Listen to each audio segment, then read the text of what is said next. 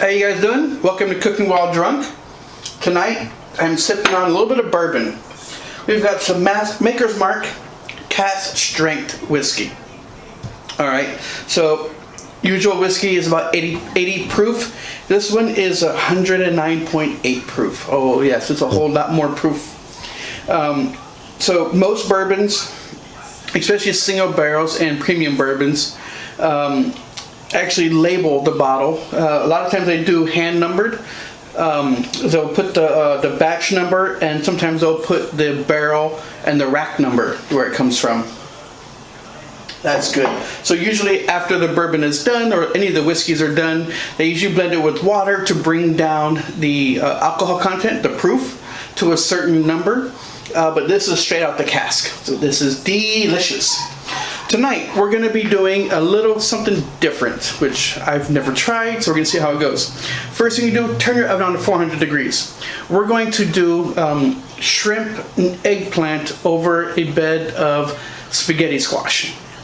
So you crank your oven up to about 400 degrees. It'll take about 10 to 15 minutes, depending on your oven.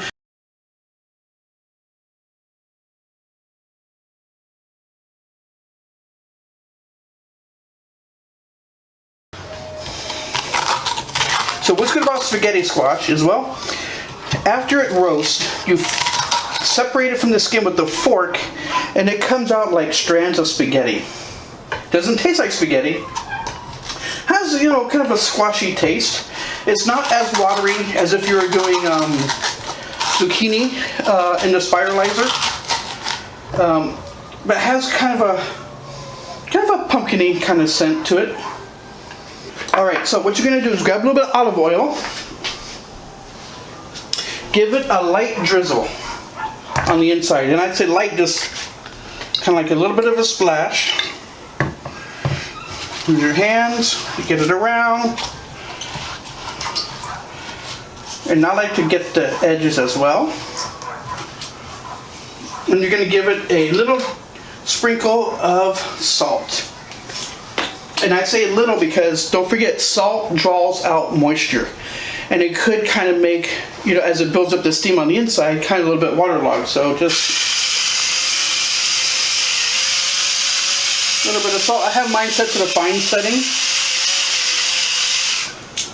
So, however you want yours done, that's it. Put it on a pan. Grab a fork and just poke some holes in it.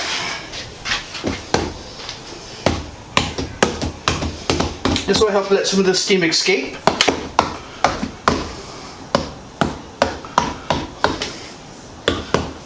There we go.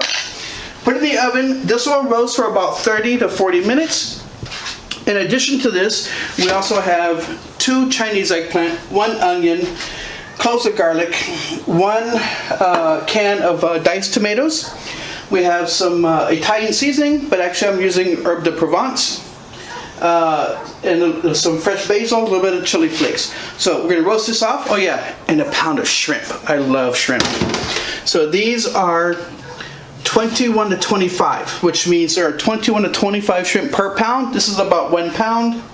They are deveined, but they're shell on. So now that they're thawed out, I will take the shell off to make them cook easier. All right, so into the oven we go for 30 to 45 minutes until it gets a little lightly browned on the outside, where it'll be a little soft to touch. All right, see you guys in a little bit. And by the way, happy birthday to me. All right, we're back. So squash is roasted. I'm a little thirsty, so I'm gonna break out the Jim Beam. So really quick, you can call it Lynchburg lemonade if it was made with Jack Daniels, but this is Kentucky lemonade. So the squeeze of 1 lemon, 1 hefty shot. I say hefty because this is a 2-ounce glass. Little splash of agave. I like mine a little more on the sour side.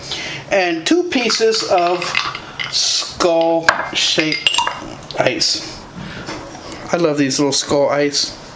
My brother-in-law got them for me for Christmas. My brother-in-law / sister. I mean, he's not my brother-in-law / sister. My brother-in-law and my sister got these for Christmas. Give it a little stir. Add some soda water.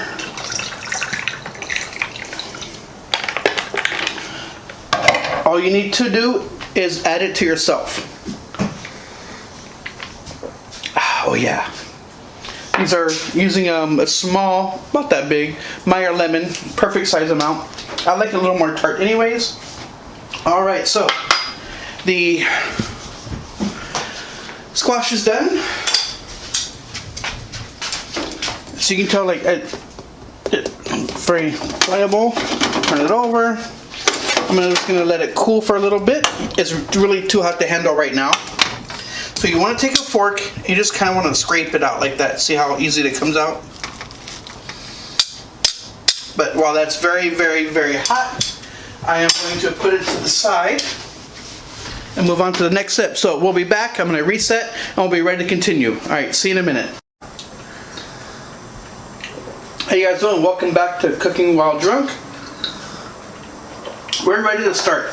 All right, and here is my assistant chef, Annika. Yeah. She's here somewhere. Moogie's playing really rough with me. That's okay. We're cooking. You gonna cook with me or you gonna go play with Moogie? She's doing a mean play. Okay. I'm still scared. Hey, what's today? Happy birthday, Mommy! A what? I'm not your mommy. All right, Happy so birthday, Daddy. we're ready to start cooking now. So we're gonna. Thank you, Annika. All right, so we're gonna start. I need some salt on the onions. Okay, you can do more than 1 grain at a time. Normally, I will put the salt once it's in the pan, but I don't want her, getting close to the pan, so I'm just gonna do it now. She likes to help. She loves helping us cook. And she loves washing dishes. And she loves cleaning the house.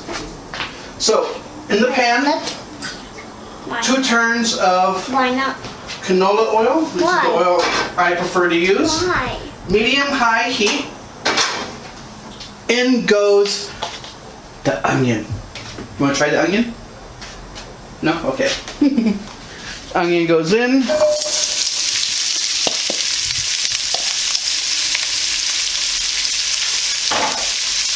And in goes, what's it called? Salad. No, what's it called? Eggplant. That's right, eggplant. Eggplant. So this is going to saute for about 3 to 5 minutes until the onions get a little translucent and the onions get a little translucent, the eggplant gets a little bit soft, all right? So, give us a few minutes and we'll be right back. All right, so while it's sauteing, time to hit it with a little black pepper. At this point, this is where I would add about 3 pounds of chilies. But since these are for normal people to eat, I'm not going to put any chilies. No, seriously, if you wanted to spice it up, you can add a couple jalapenos, seeded and diced, or some Fresno chilies, or if you want something more mild, I would say add an Anaheim chili. Anaheim chilies do have a kick. They're just not as potent, and the kick doesn't last as long. As you can tell, when we started, the pan was really kind of like overflowing, but now it's shrinking down a little bit. So next up is how to scoop out the squash. So I've already started it, and it's really simple. You can use a fork to scrape it out, but I find the best thing to use is a metal spoon. Now I let it cool down for a few minutes because it is pretty hot. So just get your spoon in there and look right along the edge of the skin. Kind of like doing an avocado. Basically it's the same style. And look at that. And it scoops right up. And when you put it in, I just take my spoon, let it dance around to separate it up a little bit. Go in for round 2. And I resist the urge to scoop and put it in my mouth because I actually like spaghetti squash. I started cooking it again when we had Imperfect Produce. I would order it through them. But I haven't had it in years. Because to me, it was too time consuming and not worth making it. But now that my daughter, who says she doesn't like it, but she really does eat it, and my wife does like it too, then I found new ways to get a little creative with it. And look at that. And if you want, you can take this to your bathtub and use it as a toy. Just kidding. Remember, we poked holes in it. And that's how you do that. And that's it. So, let me give my hands a quick rinse. Back to the stove. Give it a toss. Everything is starting. Time for a seasoning check.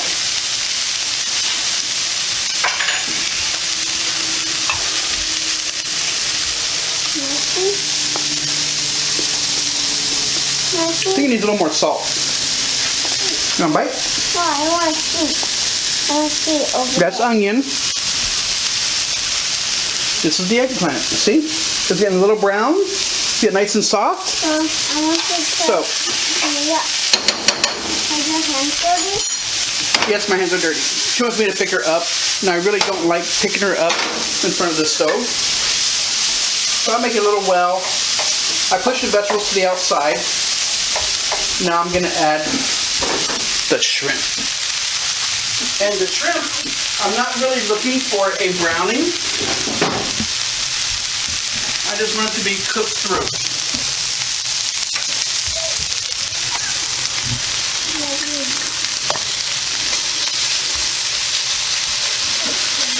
So add it into a single layer. I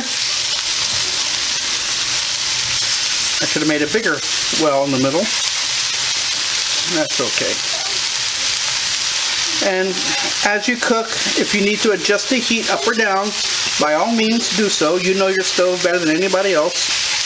I don't know the stove very well at all. And don't forget, most importantly, you gotta sip on your drink. The sooner you finish your drink, the sooner you can make another one. It's a good birthday today. So, after the shrimp have been cooking for a few minutes, and I'm going to do something I'm not supposed to do, but I'm going to use my metal tongs. As long as you don't scrape the bottom of a nonstick pan, you'll be okay. Oh yeah. Shrimp are looking delicious. You kind of don't need them to cook too long because you're still going to add some diced tomatoes and some herbs, so it's going to simmer for a little bit longer. So it's fine if they're not completely cooked on the first turn. Oops, come on. Which I'm not doing a very good job of turning. If they're sitting on top of the vegetables, that's okay. The hot vegetables, they will cook it too. There we go. Let that sit for a second.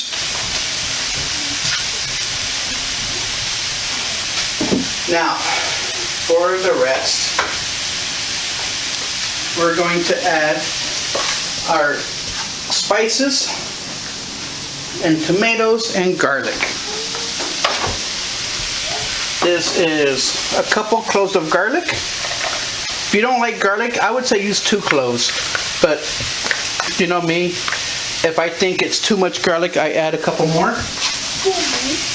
And this is herb de Provence, which is similar to Italian seasoning. It's just more of a French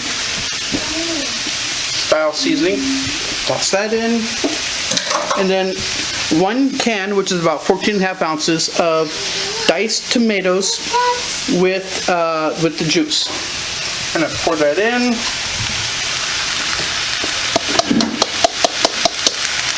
And let that simmer. Give it a stir to incorporate it completely. You see how the liquid just gets to the bottom? And any of the vegetables or the shrimp that's stuck to the bottom. Of course, that will create a little bit of flavor. Now, what I forgot to tell you is when I peeled the shrimp, I kept the shells. I've told you this before. Keep those shells.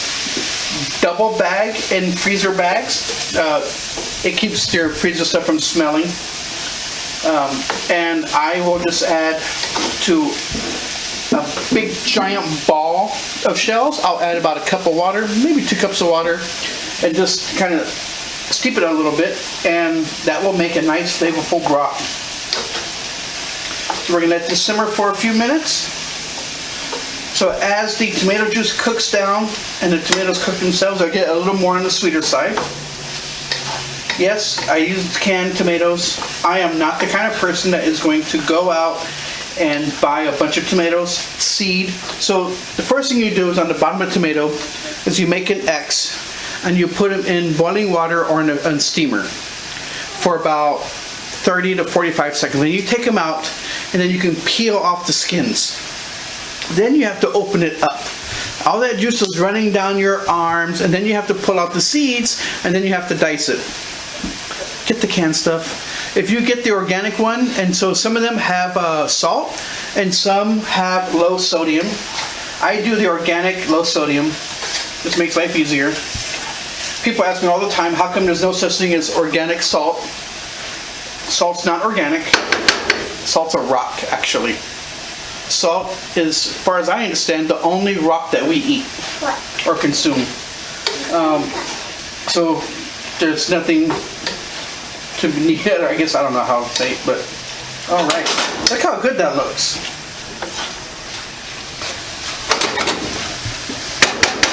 All right. So next step is to give us some salt. And as she does it grain by grain, I get older, not necessarily wiser. Definitely get bigger. Oh, she got a big handful that time. Okay, sprinkle it all over. There you go. Good job. Thank you very much. Can I have some for myself? Of course you can. Annika treats salt like a reward. And then I will hit it with a little bit of pepper. And here you can add a little bit, don't laugh, bacon fat, butter, or olive oil, which olive oil is what I'm going to use today. A little twirl of olive oil. Get your spoon again. Kind of give it a little bit of a toss. Just so it's got some seasoning. You don't have to put a whole lot because your mixture is very tasty. All right, so now we're ready to serve it up. And now, I'm a bowl guy. I love to eat out of bowls. So,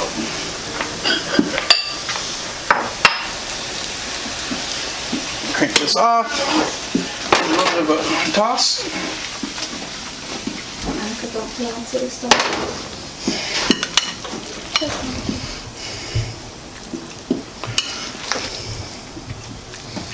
A little bit of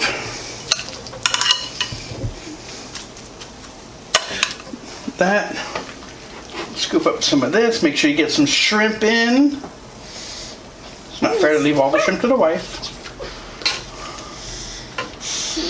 There we go. And look at that. Does that look good, Annika? Smell it. You try? Show them thumbs up. Oh, you're okay? Did you hit your funny bone? I know it's not funny. So, easy to make. Process, the longest part is roasting the spaghetti squash. And now, it's time to taste. Taste. I like taste. Mmm, want a little bit? Yeah. Blow? I want this one. You want my shrimp? This, okay. It's hot. I love shrimp. It's too hot for you to eat. So, alright. There we go. You guys have a wonderful night. I don't like it. Quick and easy. Not quick and easy. I gotta stop saying that. But delicious eggplant shrimp over spaghetti squash. Don't forget, hit that button right there that says subscribe. Don't worry, my camera person didn't fart. That's actually her notification. Hit that subscribe button. Let me know what you want to see me cook in the future, and we'll do it. All right, have a good night. Sorry, this little one is just acting crazy. She's acting like she's constipated. What do we say? Happy birthday! To me? Here.